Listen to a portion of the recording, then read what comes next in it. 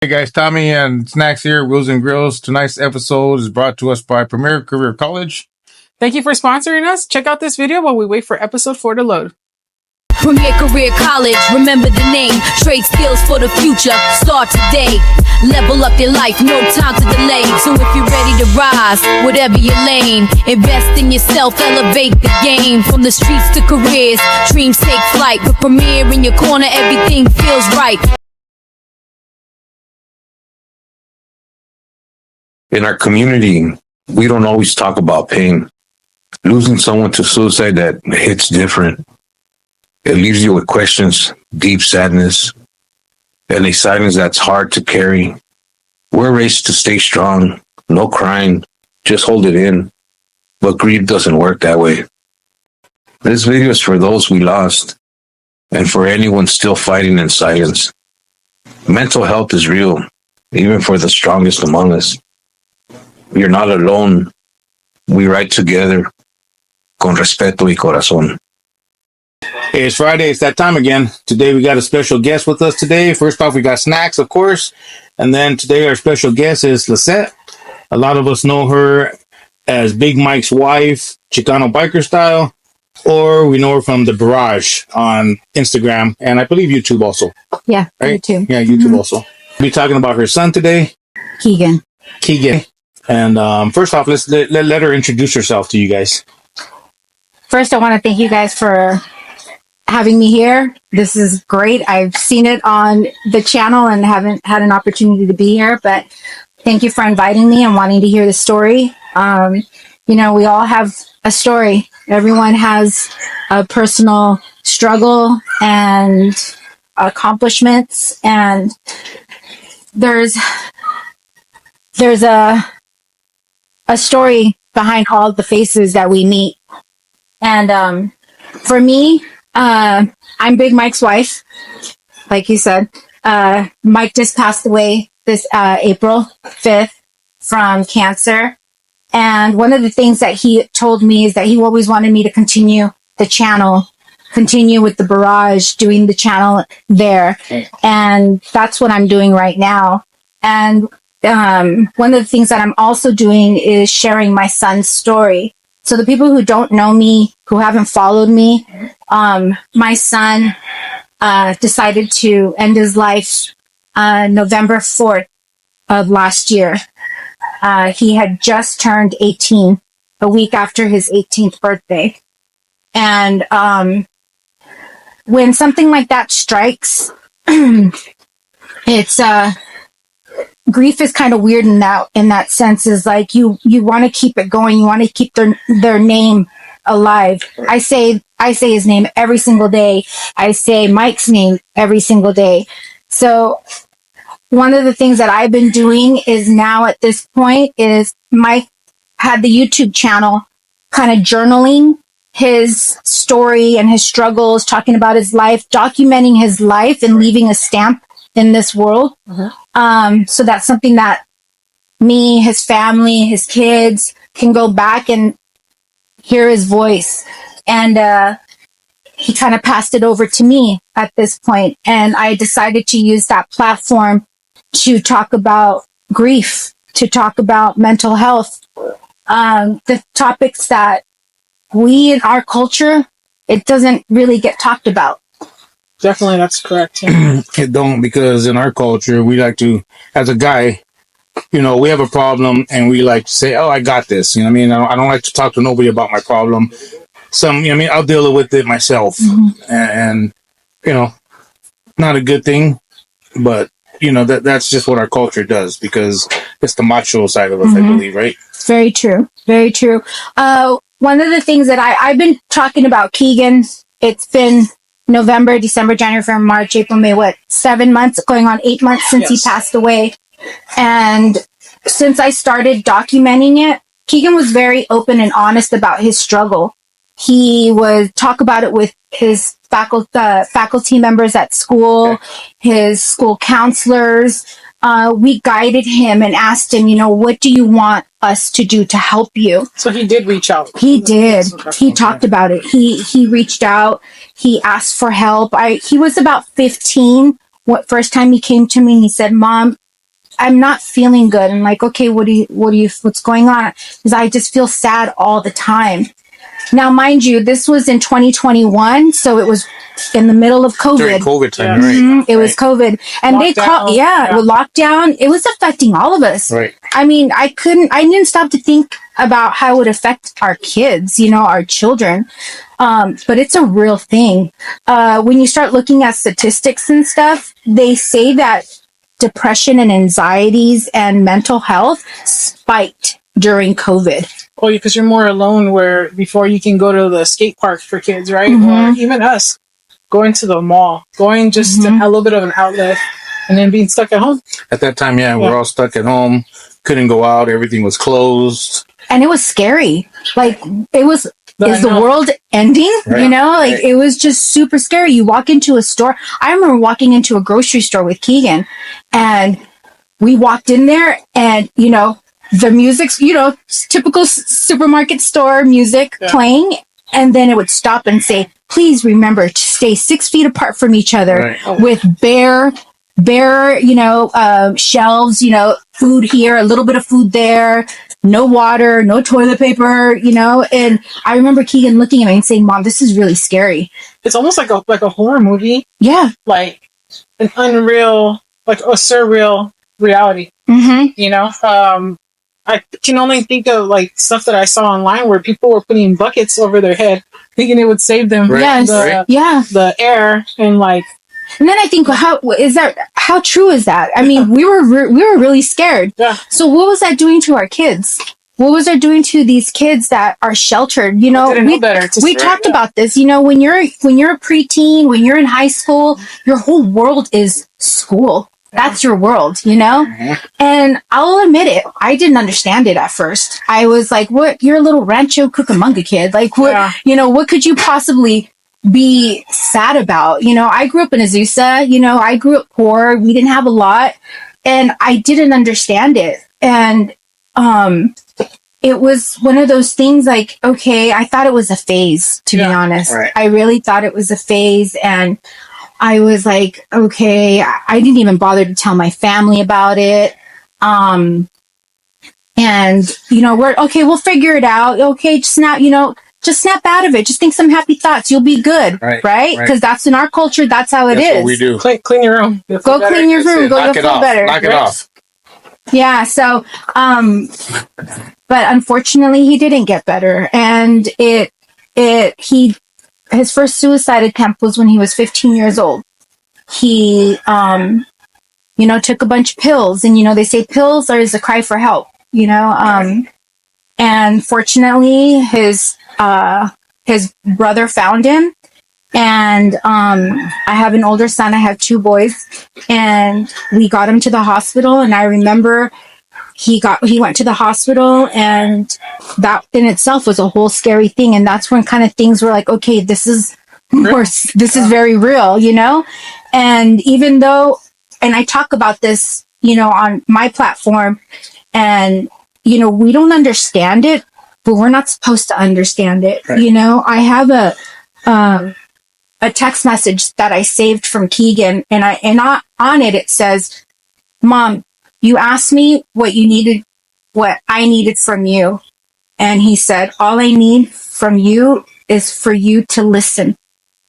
Tell me that it's going to be okay to hug me, and tell me it's going to be okay. I think you just posted that recently, right? I did. I think I just seen that. There's a picture I posted. was kind of like, wow. Touching. Mm-hmm. That's all they want. People who are struggling, people who are depressed with anxieties, who can't sleep. I may not understand it. You may not understand it, but it's very, very real to them. Very real to them. It's, they feel it physically. It's in their head. It's all they think about. Keegan would tell me, Mom, I don't see life the way you do. I see life like this. This is my reality. I have moments of happiness. I have moments of, where I do see life kind of good, but it always falls back. His normal was sad, where our normal is we're good, right? Then maybe something happens and we get sad and we're like, damn, that sucks, but we bounce back. for people who are struggling with mental health, their normal is the opposite of ours. And that's hard for us to understand because we can't relate. Exactly. You know? Especially like you just mentioned earlier, you know, the mentality is different. And we can't put ourselves in other people's shoes. They always say put yourself in someone else's shoes, but sometimes it's hard to do that because, like you said, you grew up a different way. You grew up in a survival mode, you know, like you said, where you were working to get out of Azusa or to make sure you can provide for your family. You know what I mean? We all want to grow up different than how we were raised. Just trying to have a better life. Better have a life. So your mentality of what you want is a better life. Yeah. And for them, it's different. And it's hard to understand that because it's just said enough. You can't put yourself in their shoes 100%. Yeah. You can empathize, right? Hey, something's wrong. But it's so very true what you're saying, that it's hard to see things differently than what you come accustomed to knowing. Yeah. It was really hard for me, and I didn't even share it with my family. I was, you know, like I'll admit it, you know, as a parent, I was embarrassed. I didn't share it with my family. I felt like I failed my child. I felt like what am I not doing right? Did I not love him enough? Does he not feel important enough? What am I doing wrong? And I didn't share it. I didn't share it with my family at all. Only my immediate, like my little household knew, right? You know, and that was it. And Keegan was sharing it on his platforms, on his social media, talking to his girlfriend, their parents, their school, like they all knew. And he was very open about it and honest and very transparent with his friends.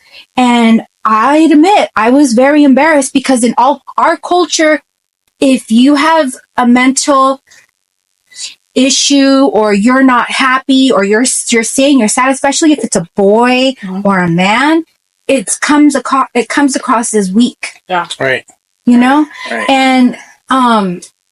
And then when Keegan finally did decide that this life just wasn't for him anymore, it was a week after his 18th birthday. And he would tell me all the time, I'm not going to make it to 18, Mom. I'm not going to make it.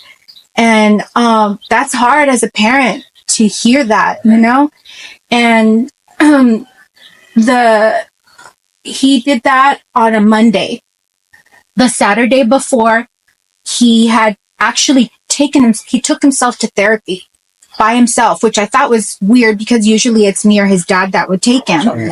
But he Ubered himself there. And I had, my husband and I had picked him up. Mike and I had picked him up to go to my mom's house for my oldest son's birthday. And he had said, oh, I went to therapy. And I was like, how come you didn't tell me? I usually take you.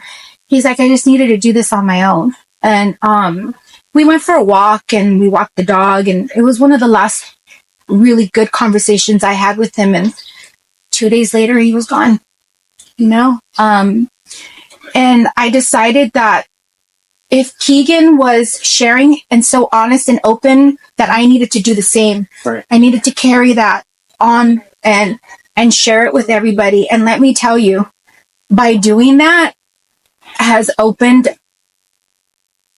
I get so many messages, so much of people that you wouldn't even think are struggling right now, from moms to husbands to I'm saying like bikers, car club guys, you know, just business owners, fathers, teenagers. I had teenagers reaching out to me saying, you know, I contemplated suicide, but watching your story makes me realize I can't do that to my family.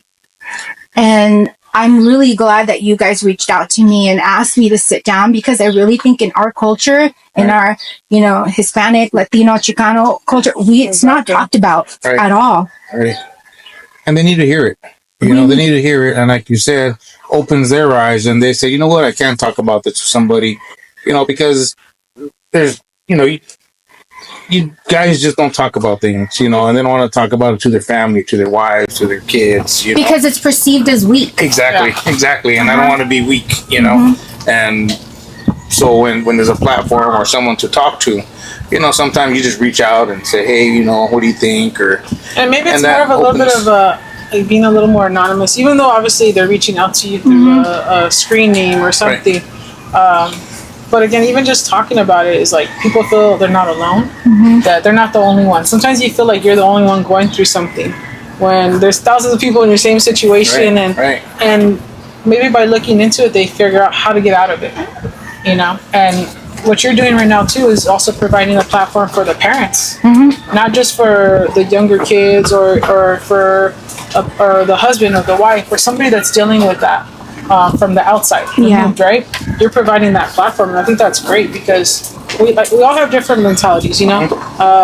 We're all different in how we respond to stress, right? How we respond to when things go on, and how I deal with things might be different than somebody else. And I think we just mentioned earlier, like having empathy, or trying to figure out a better way to reach out to them to have that be on the same level when you talk to them.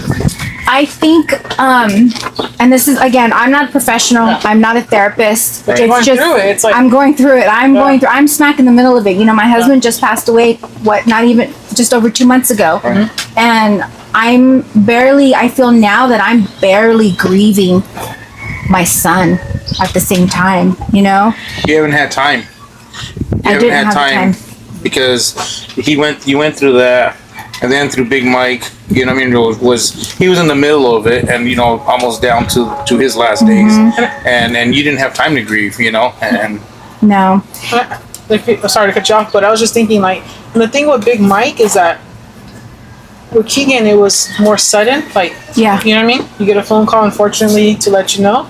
But with Big Mike, you saw him kind of deteriorating. And so it was keeping your mind busy too, because you knew, like he mentioned to you, he felt, you know, this was going to be it, type of thing. So you were grieving him while you were still helping him. You know what I mean? While still taking him to doctor's appointments. And I call it the long goodbye. Yes. I used to call it that. Yes. It was our long goodbye. I had 2 years and 4 months of a goodbye with him. And you think with all that time, like, okay, I'm preparing myself, and I don't think nothing can prepare you for it in the end. You know? It doesn't. It doesn't. You know, you're saying, oh, I have time for this. You know, we're getting all this, you know, ready, but in the end, when it comes down to it, I don't believe there's that time helped. You know what I mean? No. I think it's just it hits you. What it did was, I remember when Keegan passed away, and we were coming back from the hospital. And, you know, my family showed up at the hospital, and, you know, we were crying, and, you know, I went home that night, and I remember he just said, just let it out, you know, and he let me just sob, you know. It's, you know, the loss of a child is deep. It's a wound that runs deep in my soul, and he let me have that moment. And I remember the next day he told me, I need you to be strong for me, because at that time he was very sick, and he knew he was dying. He told me, I'm dying, and I need you to stay strong for me. So what I would do is, you know, the car rides. Yeah. Dang, let it out. I let it out in the cars, and as soon as I got in, you know, I would wipe those tears off, and I'd walk in. I'd go, okay, babe, you know, how's it going today? How are you doing? You know, I wouldn't let him see me break. Right. You know, in the shower, you know, the water, you know, just hides the noise. You know? Right. He needed me to be strong because he was dying, and you know, we documented that part of our life as well. And when he passed away, I mean, he told me a couple days before, you know, he said, I want you to be happy. I don't want you to mourn for me. You know, keep moving, keep living your life. You know, he thanked me for being by his side. He apologized having to put me through this. You know, I was like, I'm your wife. I love you. You know, you're my husband. And he just said, you got to keep moving. You got to keep moving forward for me. And I told him, I promised him, I said, I promise you, I will keep your memory alive. I will keep your legacy going. And I will keep the barrage open. And I will continue with the videos. And I'll keep the brand going, which is what is sustaining me right now. Right. And me not tripping up or falling into my own depression. Because that's easy to do. Yes. It's easy to go down that rabbit hole of what I could have done. Because I started doing that. I started doing that as a mom to Keegan. did I fail in some way? And although I had plenty of conversations with Keegan, and Keegan said, Mom, it's not your fault. This has nothing to do with you. You're a great mom. I love you. And I would still say question every move. I would go down to like, did Mike know how much I loved him? Did I do enough as a wife? Did he know? You question everything when something like that happens. And, to me, they were both tragic. I lost my son. I lost my husband within 5 months. Right. And it's only been 2 months, like I said, since Mike passed away. And everyone always asks, you're so strong and how are you doing it? I don't know how to answer that because I just do. I get up and I go to work. I think this is my form of therapy. I haven't been to therapy, although I think grief counseling is a great outlet. I will look into it, but to me, talking to you guys is therapy to me. And it's the same thing you're going to do with the therapist as well. And like I said, we just said it earlier too. It's how we're all different in how we deal with stress or how we deal with these factors that come in our lives. And for you, being verbal about it is what helps you. And you're doing good things because you're bringing this to the forefront. We never really had this conversation. And we saw like your impact on us, you know what I mean? Because we even talked about it. We're like, oh, did you hear about Big Mike or this? And I'm like, again, I didn't really know him that well, but I would follow him on social media, and that's how I got introduced to Big Mike. And so when he started posting other stuff besides those funny little videos and pictures, right? He was made. For every 10 of those funny ones, he would post one like, hey guys, this is what's going on with me right now. And they're like, whoa, I thought this was like all funny stuff, making fun of everybody too, to be honest, just funny real life things that happen. He would post, and then you're like, oh wait, you kind of forget when you see people on social media, you forget that they're actually really a person, that there's really some stuff going on behind the scenes. It's true. I call it when you're in school and kids, you have a teacher and all you think is them as a teacher, you really think of them out as a real person. Yeah, there's a real person. Yeah, for sure. And that's the thing is, with this platform, we do. If you're choosing to do this is great. I love it. You do kind of owe it in some way to do something good with your platform. Right. Yeah. Again, for me, I didn't see other people talking about this that looked like me or my husband or my family dynamic. I just didn't see it because you don't talk about those things. We just don't talk about it. And I really think like I have a lot of people that do reach out to me, and I tell parents, talk to your child. Even if they tell you they're fine and you don't think they're fine, it's because they're not fine. You're gonna annoy them, but don't ever stop saying, hey, what's going on in here? What's going on in there? But who would be the biggest impact? If the dads talked to their sons. If the dads took the time to sit down and talk to their sons, that would be the biggest impact. Us as women, we're nurturers. We're the ones that they already know mom is there. Come cry with me. Yeah, come cry with me. But us as a Hispanic man, as a Latino, as a Chicano, we have to sit there and talk to our kids. Sit down and say, hey, I may not understand this, but I love you. You're my child. Tell me what's going on. I'm here for you. You can count on me. I don't understand it, but that's what I'm here for. I think we need to open that door and be like, hey, it's okay. It's okay to be soft. It's okay to sit down and talk to your kids, talk to your brother, talk to your friend who's hurting. You can kind of pick up on energy of the people, they're always a certain way, but maybe they start acting a little differently. You need to stop and ask what's going on. And I think especially in the high school time, it's so sensitive. You know what I mean? Everyone, the guys, they want to be manly guys already. They want to be the big guys on campus, right? Yeah. And so they don't want to show weakness, as we said. But there's a lot of emotions going on in high school.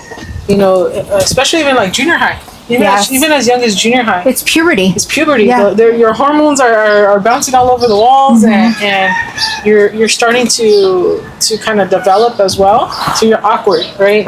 You're awkward. You're talking awkward sometimes, or for the guys, you're growing like 3 inches in overnight, and it's just a bunch of stuff going on. And I think for both girls and guys, it's kind of like a very emotional time. I'm definitely a big advocate for having a strong either male figure or the dad in your life. Like, it's true. I think I had a really great dad, and I would have conversations on the kitchen table where my dad he was more, when I would get in trouble, he would just talk to me for hours, and I would be like, oh my God, let me get me out of here. We've been talking for 2 hours already. But now and as an adult, I realize like, you appreciate special moments, like taking time out of your day, and your kids see that. Like, damn, my dad could have been watching the baseball game, right? But he just like sat there with me, or I think even if they don't have dads in their life, having a good male figure, it could be a coach, it could be the older brother, and it makes a difference, because even now I'm 41 years old, and my life is like, I still don't know everything. You know what I mean? I'm still like learning. I talk to my older friends that I kind of get counseled by, and they're like, hey, you should probably do this. I'm like, oh yeah, I probably should, right? Like, but that's just us as humans, we should be evolving and growing as we age. We don't want to be stuck in our old ways forever. Right. That's you should be growing. You're not going to be the same person you were in your 20s, 30s, 40s, 50s. I would love to be, as I'm growing older, to learn more in who I am. Like, for me now, in this process right now, and I think I posted it today because I'm in my feels right now, right? I'm grieving, and I'm very transparent about it, because I feel like it's showing other people it's okay to feel. It's okay to feel that. Do I get sad? Hell yeah, I get sad. The nights are very difficult for me. I lay in bed and stare at the ceiling all the time. My mind's going, and I'm constantly just thinking and thinking and thinking. And I said today, I'm going to grow. I'm going to evolve. I'm going to sit in my sadness. I see it in my eyes. But I'm going to be okay. I'm going to make them proud. Having somebody say that they're struggling, that's hard for a human being to come to you and be like, hey, I'm not doing good. Do you know how hard it was for that person to even say those words? We want to say it's weak to feel that way. It took courage and bravery for someone to come forward and say, look, hey brother, I'm not doing good. Yeah. Right. That's the way I say it. You were stronger even to apologize to someone versus not. Trying to be tough, and I ain't saying that. Yeah. To me, the tougher guy was the guy saying, bro, I'm sorry. We're good. So, messed up. I said something wrong, or whatever the case is. We need to normalize this conversation. We need to make it okay to be like, hey, hey sis, hey brother, I'm not doing good. I'm not doing good. I need to talk. All right, let's sit down. Let's talk about this, and make it okay for people to come and come to you. Yeah. That's what all of this has taught me. It has taught me Keegan and Mike are probably the most two courageous people I've ever met in my life. Really. They've taught me strength. They've given me a voice. I could have never done this. Been in front of the camera. Heck no. No way. I grew up a very shy, timid little kid. I got picked on when in school. I was very, very shy. I was a bookworm. I was a nerd. But being around them, these two just very strong, even though Keegan struggled, he was very popular. He was there for his friends. His funeral, there was hundreds of people there at his funeral. He was just very well loved. And to this day, I'm still getting stories of what Keegan did for them, how he was there for him, how he always wanted them to be happy. And Mike too. Mike made a huge impact, and I didn't even know it, And I'm getting stories from all around the world. I had some guy from Sweden message me and say, he's keeping up a culture out there in Sweden that he's been following Mike, and we were supposed to meet up at Born Free, and if you've ever been to Born Free, there's no reception, but it's just, I feel like I'm representing them. And I told Mike, I said, I promise you, I will keep your legacy going. I will speak your name and I will make you proud. And I hope I'm doing that. And you are. You are. I think you are. You're doing a really good job. Thank you. Thank you. And then I hate to say this for this reason, but I always tell my friends, I think things happen for a reason. Mm-hmm. And it's, it's unfortunate that a lot of bad things have happened to get you to this point. But also, I do see the potential of you taking this conversation further. You know what I mean? Bringing it in the forefront. Because like we mentioned right now, nobody's talking about it. We don't really talk about our feeling. Oh, you're sad? Okay, come on, let's go do something, And, or I would never even tell my friends I'm sad. You know what I mean? But making it more acceptable to have this conversation where you have a good friend, you have a parent, you have somebody that you're supposed to teach or whoever that you confide in, and to say like, hey, I'm not doing okay. That's a very hard conversation to have. And you're making it more so that the parents, because as a parent, people are looking at you like, oh, my son is struggling. They go to YouTube, they go to Google, and they type it in, and if you're one of the first ones to pop up, or your story, they're gonna maybe find strength in that. They're saying like, I'm not the only one. Yeah, I do get messages like that every day. Or I think my life is tough. I look at yours and go, okay, I need to suck this one up because it could be worse. Every county in the state of California has a crisis hotline phone number, and you can call that number. And there's even free resources. One of Mike's friends works for the county of San Bernardino, and I asked him, can you help me with this? And he provided all these phone numbers for me, and I put them on social media. You guys can get them too. Yes. But they all offer resources for adults and children, teens. A lot of them are free resources. If you have insurance, look into your insurance to get into therapy. Keegan was a huge advocate for therapy. Mike actually one time talked to Keegan and said, do you think I should do therapy? And Keegan was like, yeah, you should. Mike was open to therapy too. Yeah, we talked about it before. Why was he the way he was? Why did he, think the way he did, because we have videos out there. Mike was very open and honest about who he was and what he wasn't a good person at one point in his life. And he wanted to know why. There was a lot of struggles that he himself went through as a child. Right. And I heard a couple of those. Yeah. It's funny because I was saying, me and Mike kind of think the same. Yeah. It's like sometimes, something happens and I'll be like, is this because of that? You know what I mean? I go back in time. Like, am I getting paid back for that? You know what I mean? So I take it as, okay, give and take, like you said, it was like, am I getting paid back for something? Yeah. But I was listening to that and I was like, oh, wow. Because he kind of thought like I think. Yeah. Mike was a big person on karma. He believed in karma. So when he got diagnosed with cancer, he said it was finally payback for all the bad that he did. So if people thought that he got away with it, if a woman thought, oh, this jerk, because he was a bad person. You watch the channel and you'll see.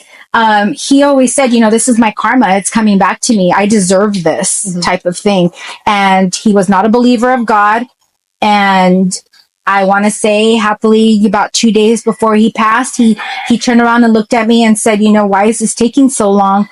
And I went over to him and I sat with him and I held his hand and I said, what if your anger and your hatred and your, just is grounding you. It's keeping you hostage here. Yeah. You need to let it all go. And I remember thinking, God, please, if this is my moment, please don't let him shut me down. Yeah. And I said, why don't you ask God to forgive you? I said, you don't even have to say it out loud. Just say it in your head. God knows your heart.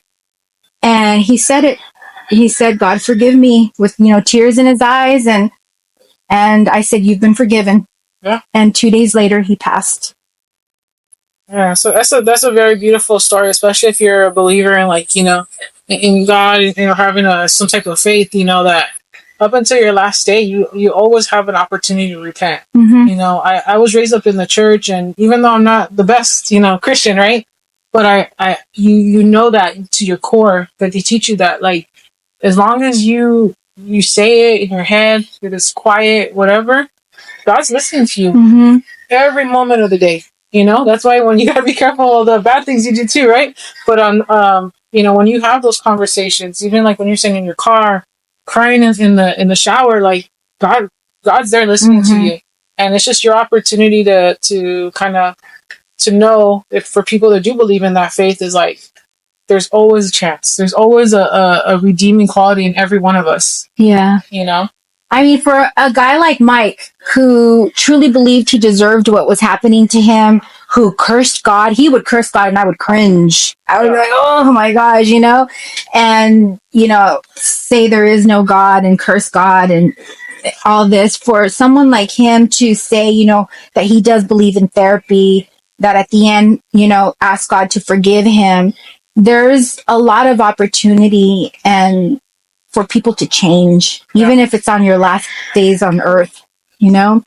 And he had the opportunity and he took it. And he did. He took it. Mm-hmm. And I think that is what's keeping me going. It's keeping me, I'm not collapsing. I'm not going down a rabbit hole of depression and sadness, you know, is they both have beautiful stories. And I feel like they had amazing voices. I didn't have a voice before that. Mike taught me my voice, but I feel like I'm carrying on their voice, both of them.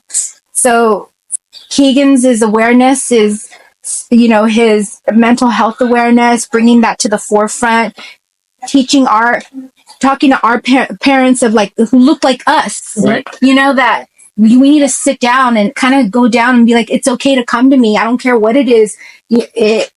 I'm still your mom. I'm still your dad. I'm still your sister. I'm still your brother. I'm going to love you forever, and make it okay to talk. I'm your wife. I'm your husband. 'Cause there's a lot of spouses going through this right now too. Yeah. There's husbands that are struggling. How do I tell my wife? How do I tell my brother, my dad, whatever it is?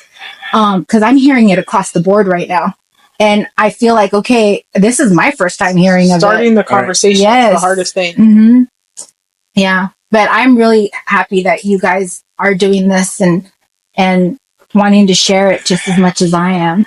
Yeah, we want to thank you for sharing your stories, because thank you. Your stories are deep. They really are. And the biggest thing we can do is just provide a platform, right? On both ends, on everyone that, like you said, even social media, even if you have 2 followers, right? Right. You want to at least, you want to be able to. If it just reaches one person. Yeah. That one person, you know, we always talk about what's the cost of stuff, you know, what's a life worth, you know? Right. Everything. It is everything. Mm-hmm. I lost 2 and it crushes me every day, but we got to get up and keep going. Yes, we do.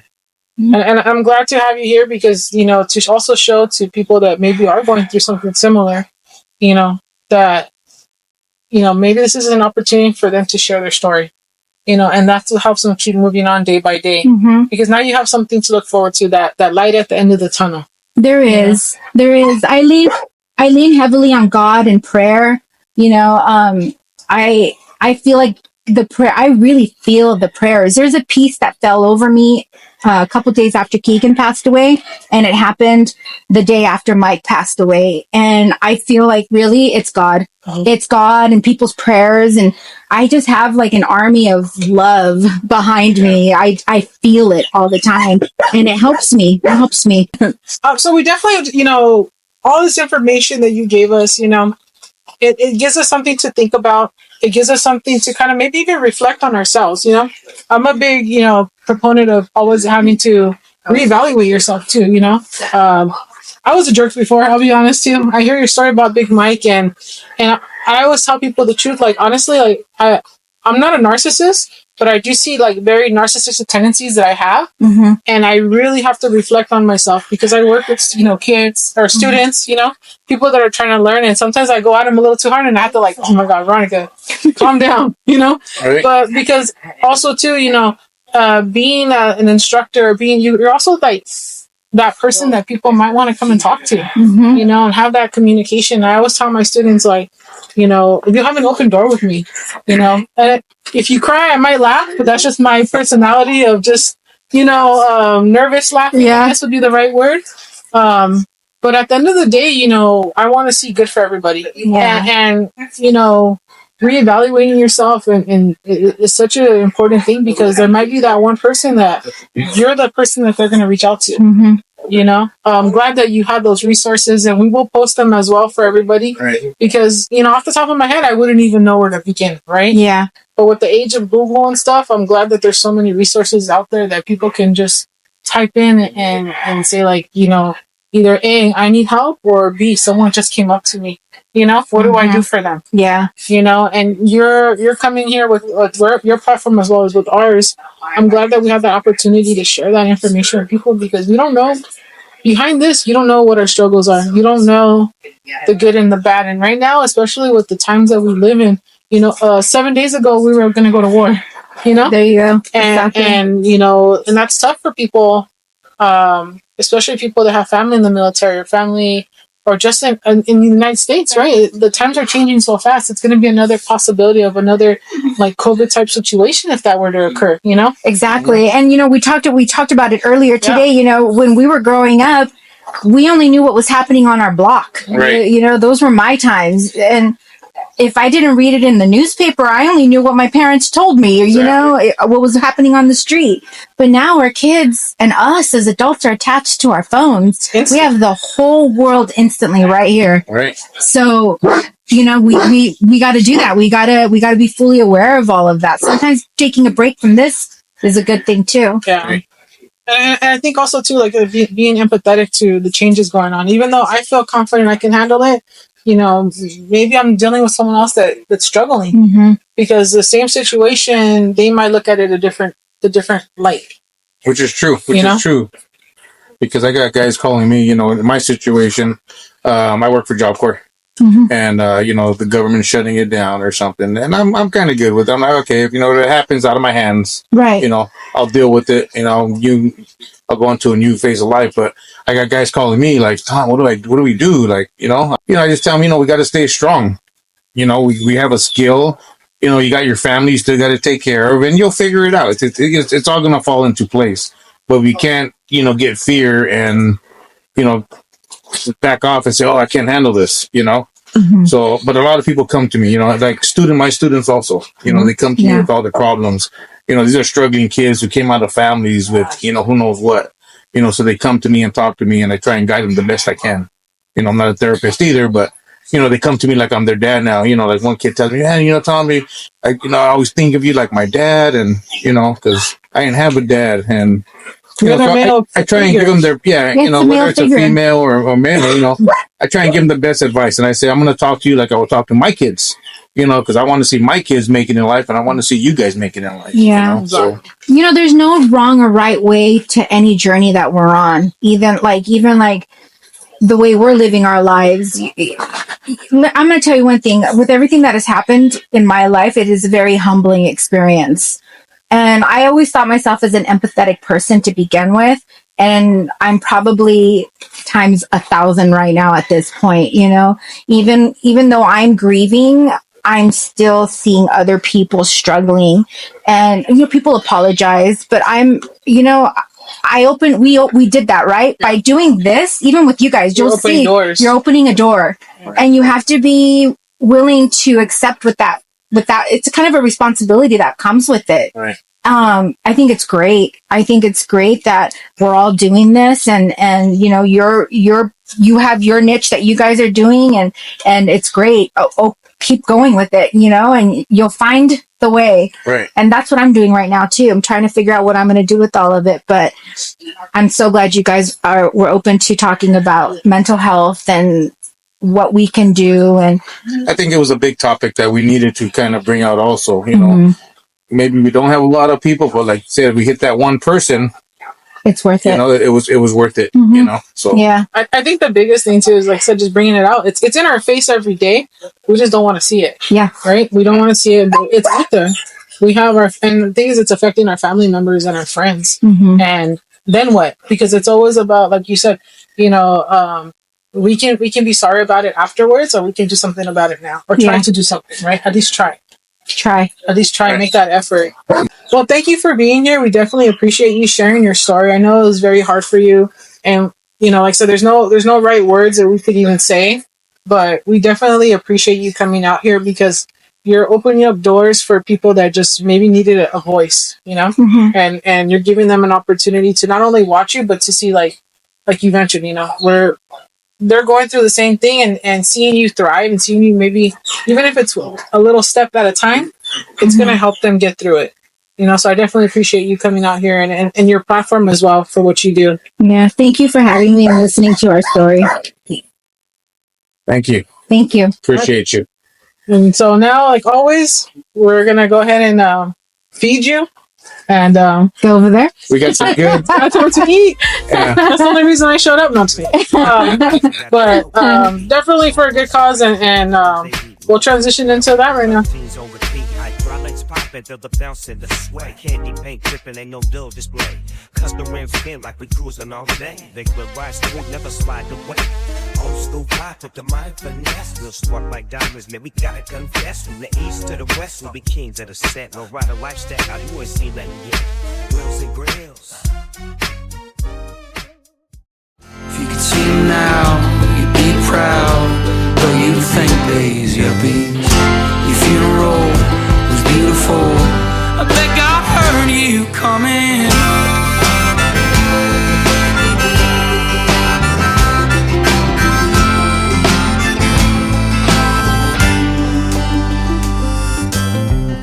The kids are in town for a funeral, and the grass all smells the same as the day you broke your arm swinging on that kid out on the river. You bailed him out, never said a thing about Jesus or the way he's living. If you could see him now, you'd be proud, but you'd think days, yuppie.